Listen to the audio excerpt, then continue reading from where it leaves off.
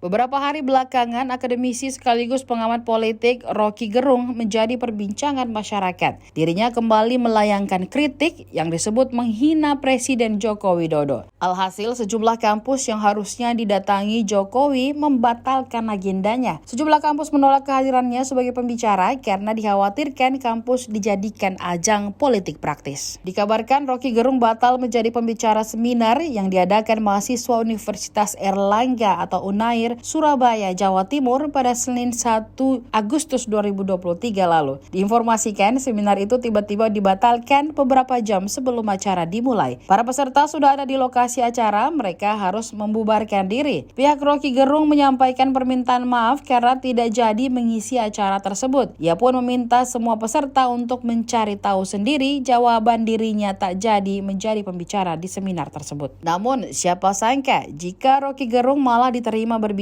di Solo Raya. Padahal diketahui Solo adalah kota kelahiran Presiden Jokowi. Dikabarkan Roky Gerung bersama mantan Ketua KPK 2015-2019 Saud Situmorang mengisi kegiatan dialog kebangsaan di Desa Temursari, Ngawen, Klaten, Jawa Tengah pada Rabu 2 Agustus 2023 lalu. Selain kedua tokoh tersebut, dua tokoh politik lain yakni Yasin Kara dan Sirajuddin A. Wahab turut mengisi dialog kebangsaan tersebut. Perwakilan panitia acara Selamat Urip mengatakan kegiatan tersebut merupakan satu rangkaian kepada 4 tokoh tersebut. Keempatnya mengadakan kegiatan yang sebelumnya diagendakan di Solo dan Yogyakarta.